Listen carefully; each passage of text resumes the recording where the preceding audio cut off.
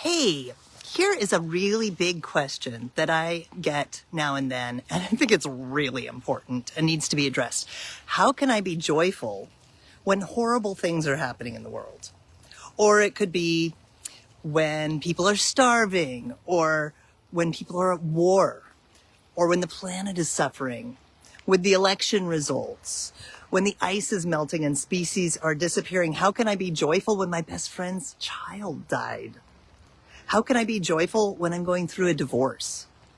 I mean, these are really great questions, and I think that we need to answer them in some way if we're actually going to decide within our integrity to enjoy life. I'm Kristin Collier. I'm a joy coach and an award-winning author, and I help people find their sparkle by rewiring the brain for more joy, better health, and happier relationships.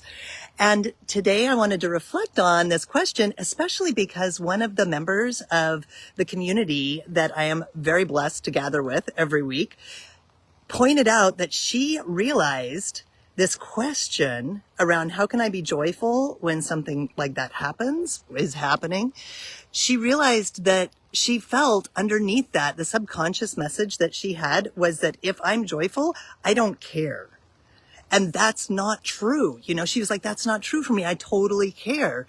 But I'm telling myself that if I'm joyful, I don't care. And certainly there's also the worry that if you're joyful, even if you know you care, you're afraid that other people looking at you will think that you don't. And then it spreads out that like, it's okay not to care. And I really appreciated that insight that she shared.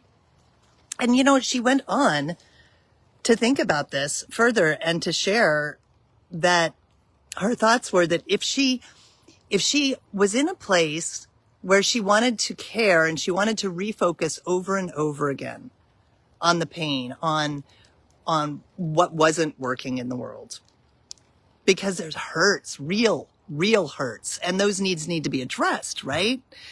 If she focused herself back on that over and over, then she felt really depressed and despondent. After a while, I mean, there's this period of grief, and, you know, like Elizabeth Kubler-Ross talked about in cycles of grief, you know, there's like the genuine, like, I need to feel this emotion. That's very important for our bodies to cycle through, to process that emotion. And when we get to the place where we're stuck in it, where we're not moving, we get to the point where we're not caring for ourselves. We're not eating well. We're not sleeping well. And we're not going outside and feeling the sun, and we're not receiving the gifts of being outside. We're not receiving when a child runs up to you and gives you a daisy. We're like, oh, thanks, right? You know that feeling, right? When you feel like you've blocked yourself off, when you feel like you don't deserve it, or it's just not like it doesn't feel right to feel okay when there's all of this hurt going on. And she said the problem with that is that I get to a place where I feel like doing nothing. In fact, I am doing nothing. And I know that place. And I think so many of us find ourselves in that place, don't you? Where you just... The funny thing is that the concept of caring could include doing something to help, right? And when I'm in that place of despondency and despair, not only am I not able to do something else for somebody else, I've even actually stopped being aware of exactly what's going on for them or for me, because I've just like wrapped myself in this bubble of hurt where I just sit in this dark cave. I've joked about it in the past as this is my cave that I've decorated very well because I'm going to be here for a while. Oh my goodness. Hi, Patricia. Oh, thank you. Back at you, friend. Back at you. So appreciating that. And you probably know what I'm talking about too, right? This cave of like, I'm just kind of stuck here. And she said, you know, and Roberta said, if I get stuck in that cave, then I can't move. I can't help anybody. I really can't. I mean, even the people closest to me, even the people I love, I don't actually have active relationships with people. I've lost the dynamic in my life. I've lost the dynamic in my heart. I don't feel alive anymore. And is that helping the world? Is that what we need? And I want to ask you that right now. Is that what the world needs? Is people who are hurting. I picture us with our heads down, and there is a moment of bowing and of grief and of having our heads down that honors that pain. But then there's that moment where we can't look up anymore, when we just look down. And here's another thing. They've done this study with chickens. If I am looking down and I look across and I see other people are looking down still too, then there's this sense that it's dangerous to look up, that we can't look up yet. It's not right. It's not a time. It's not honoring the pain.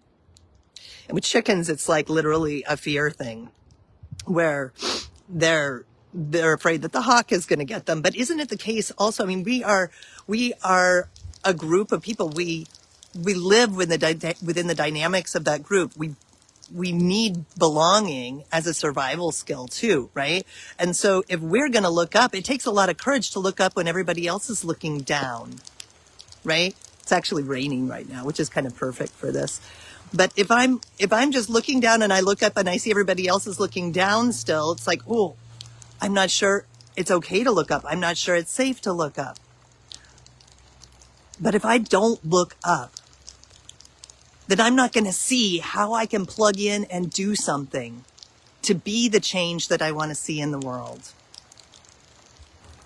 And in order to gather my resources for that, isn't it important that I start receiving everything I can from the world so that I'm nourished? That I start waking up and taking in the sunlight, which I live in Oregon, so that's, this is our version of sun. But if I start taking in the beauty of the rain, I mean, I live in Oregon, it's very green here, and that's because of the rain, appreciating the rain, not putting my head down to the rain, but putting my head up. Even though you see the raindrops on my glasses, this is my life. If it's going to rain, I'm going to live in this rain. And sometimes I'm going to suit up for it. And I'm going to go out and I'm going to work in the garden. And I'm going to go out and I'm going to take some dinner to my neighbor because he can't get out, right? I don't want to turn myself off. I don't want to isolate myself from the people in my neighborhood who need me when I'm feeling depressed about the state of the world. So I have this responsibility, right, of giving and receiving and of experiencing gratitude, of appreciating these gifts, the gift of rain, the gift of being able to feel in my heart, the gift of being with you right now. These are incredible gifts. And when I receive those, I do feel nourished and I do feel excited and I do feel plugged back into a sense of hope. That sense of hope is not actually an emotion. The research says it's a state of mind, really, that has to do with some logic, that has to do with this idea that we can do something. We can. And it is the antidote for despair, but we have to be willing to let the joy in. We have to be willing to receive and to be a part of life again. And those practices of joy, of gratitude, and let me tell you, there are many of them, and I really honed them when I was in a place 4 or 5 years ago when I couldn't get out of bed because of the searing pain in my arms and legs. I discovered that there were things I could do to feel joyful, and I nailed down those practices. I used my background in behavior science, and I got really clear and specific about how to be as joyful as possible. And I needed very doable practices because I was feeling really low, not only about the world, but about myself. I was really afraid I was going to die. And then I realized I was basically already dead because I couldn't do anything. I couldn't pick up a pencil without hurting. I couldn't read a book. I couldn't hold a book. You know, like when you get to that place where you realize I don't feel like myself anymore in my life, we've already lost it. So I nailed down these practices and I share them in my Core Joy series. And you know what I want to tell you as a side note, that Core Joy series is coming up in January. And right now through tomorrow, I'm having the biggest sale I've ever had on those seats. So if you are interested in learning how to wake up and join life again, in very specific, doable ways with a community of people who cares. The person I had that conversation with, we had that conversation after one of my sessions. And I so appreciate that we have these sessions every week where we go deep. We go deep into what's going on inside of us, what's going on in the world, and how to use these practices so that we can be at our optimal best state and so that we can be the change we want to see in the world. And these practices are not just like icing on the cake practices. They're not superficial. They're not about, ooh, I'm going to be happy. No, they are about receiving the joy, but they're also about allowing emotion safe passage, to learn how to allow those emotions to move through us effectively so that we can distinguish between thoughts and emotions so that we don't get stuck in a pattern of thinking uncomfortable thoughts without actually feeling all of the emotion all the way through, because we're not actually helping ourselves or our body or even the world if we're not actually feeling it through. That's a responsibility that we have to this beautiful body that we're partnering with in this lifetime. And that's what it's all about, is that partnership and empowerment, because joy is about empowerment. It's about waking up and feeling and finding and developing the resources to be who we want to be in the world.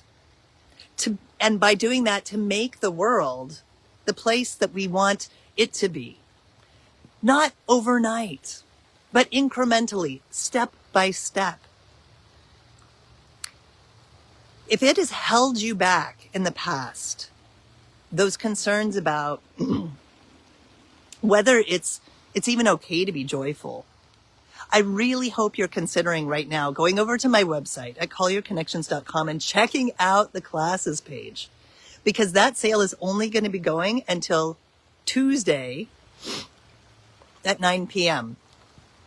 And I really hope to see you there. And if you haven't already, too, this is really important. I put out 3 videos that are only going to be up until Tuesday at 9 p.m.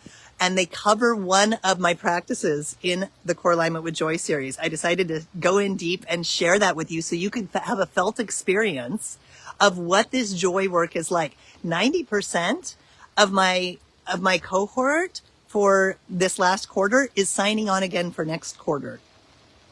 It is making a significant impact in their life. They're finding themselves more relaxed. They're finding themselves more capable of doing more in their day. They're finding themselves more feeling alive.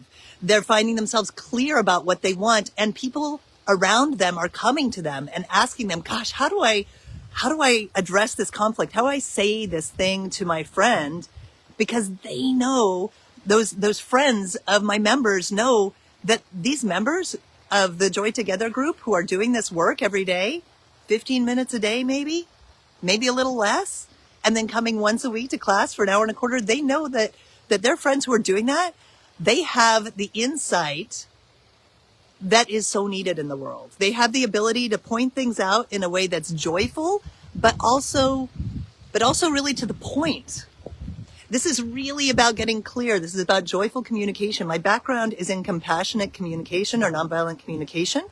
I co-authored a book that's being published in 5 languages on that topic and on nonviolent communication, but I am taking it one step further. I am bringing communication to the place where it's joyful, knowing that joy necessarily includes compassion, necessarily includes feeling our feelings and expressing ourselves authentically, but to be able to determine what is the most uplifting way that I can speak this authentically.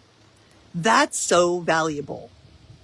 And to be a quiet leader in our world, a resource for other people who are struggling right now when they see you, because you are one of the people. Are you not willing to be one of the people who looks up and says, you know what, y'all, we have work to do. We have work to do if we're going to make this world be the joyful place that we want to live in. There are a lot of needs that need to be met. And we want to be here with our full resources to partner with each other. We want to be here to partner with all the species on the planet, all the wilder ones, and create the future that we want to live in for ourselves, for our kids, for our grandkids. So I really hope to see you in my groups. And I really hope that you commit to a practice of joy and of waking up. And I hope to hear from you. Would you be willing to leave me a comment and like this video, share it if you found it moving? I find this work moving every day, and I'm so grateful for you being here. Take care and have a wonderful one. Hope to see you at collierconnections.com. Come check out my classes page.